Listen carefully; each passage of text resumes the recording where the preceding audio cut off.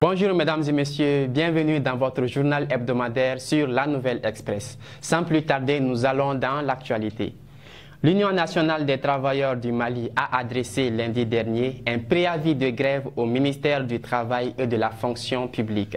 Cette grève durera 4 jours et aura lieu du lundi 17 mai au vendredi 21 mai 2021.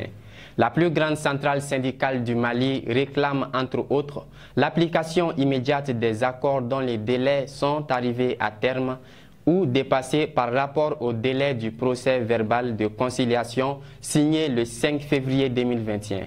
Le traitement diligent des accords dont les délais ne sont pas arrivés à terme en vue de l'extinction du procès verbal de conciliation signé le 5 février 2021. La prise en main des salaires des travailleurs de la Comatex ainsi que le redémarrage de la production dans l'immédiat et aussi l'élargissement de la prime de judiciature aux greffiers et secrétaires de greffe et parquet. La vente des locaux appartenant à l'État. Le procureur de la République, Mamadou Kassogué, a annoncé à travers un communiqué ce jeudi l'ouverture d'une enquête sur la vente de l'Institut national des arts. Il dit vouloir faire toute la lumière sur la régularité formelle et les conditions de fond sur la cession des particuliers de l'immeuble abritant l'Institut et autres opérations de vente similaires. Cette session a été portée à la connaissance du public de façon incidente lors de la session extraordinaire du Conseil national de la transition qui s'est tenue le jeudi 11 mars 2021 au Centre international de conférence de Bamako. Le ministre de la Culture, Kadiatou Konaré, a confirmé la vente de l'Institut national des arts annoncée par le président de la commission culture du CNT, Gabriel Magma Konati. Dans le même communiqué, le procureur de la République a demandé aux victimes ainsi qu'aux témoins des événements du 10, 11 et 12 juillet 2021 à se présenter à son cabinet pour être mis en rapport avec le juge d'instruction en charge du dossier. Au Niger, le capitaine Sani Garouzou, présumé cerveau de la tentative de coup d'État ratée le 31 mars dernier, vient d'être remis aux autorités nigériennes par leurs homologues du Bénin, indiquent des sources militaires. Il était en cavale depuis l'échec du coup de force et contre lequel avait été placé un mandat de recherche international à travers Interpol. Le capitaine Sani Garouzou est désormais entre les mains de la justice nigérienne pour répondre des faits qui lui sont reprochés. Les autorités nigériennes l'accusent d'avoir voulu, dans la nuit du 30 au 31 mars, s'emparer du pouvoir alors que la toute première transition civile du pays était en cours entre l'ancien président Issoufou Mahamadou et le nouveau président Mohamed Bazoum. Cette tentative de putsch était intervenue alors que l'opposition menée par le candidat malheureux Mahaman Ousmane contestait les résultats proclamés par la Cour constitutionnelle et menaçait de descendre dans la rue. En République démocratique du Congo, l'état de siège a été décrété dans les provinces du Nord Kivu et de l'Uturi en proie à l'insécurité et aux violences. La décision a été prise par le président congolais Félix Tshisekedi après avoir consulté son premier ministre et les deux présidents des chambres du Parlement. Les provinces ont subi plusieurs attaques qui ont fait des centaines de morts et plusieurs blessés et 1,5 million de déplacés. Ces tueries sont menées par des groupes armés qui sèment la terreur dans l'est du pays. Cet état de siège instaure un transfert de pouvoir des autorités civiles aux autorités militaires. Selon les autorités, l'objectif est de mettre rapidement fin à l'insécurité qui décime quotidiennement la population dans ces provinces. Nous allons cette fois-ci sur le continent asiatique. Un attentat à la voiture piégée a eu lieu ce vendredi en Afghanistan.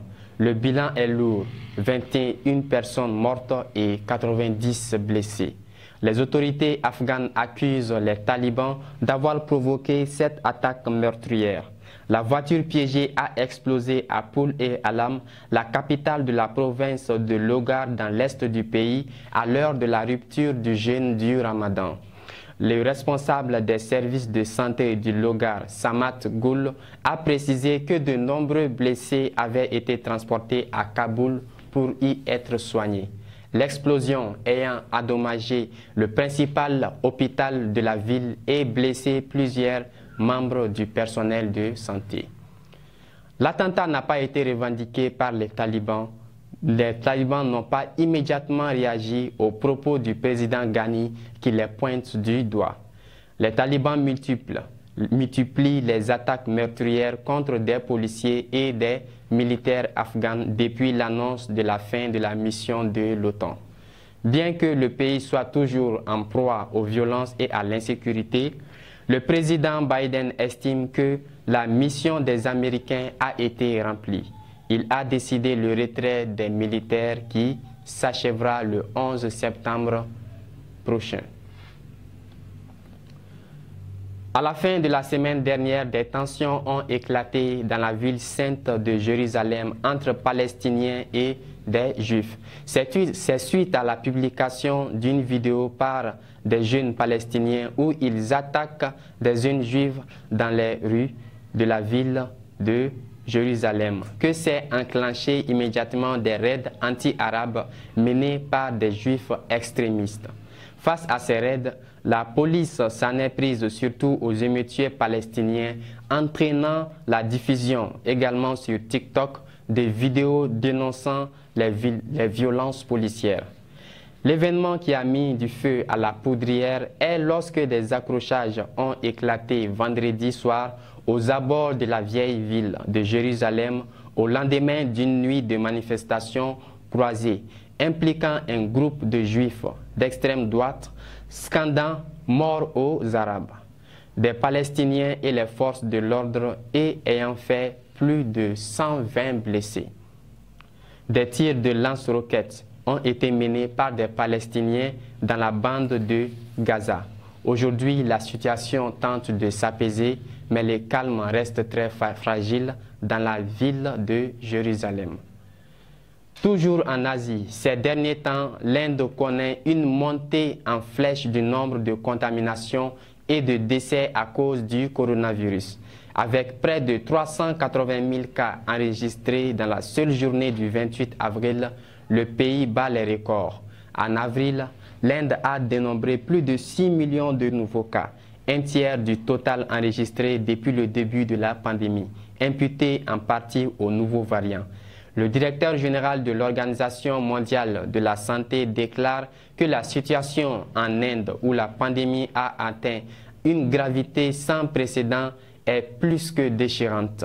Les hôpitaux n'arrivent plus à contenir les nombreux malades et le nombre de décès augmente quotidiennement.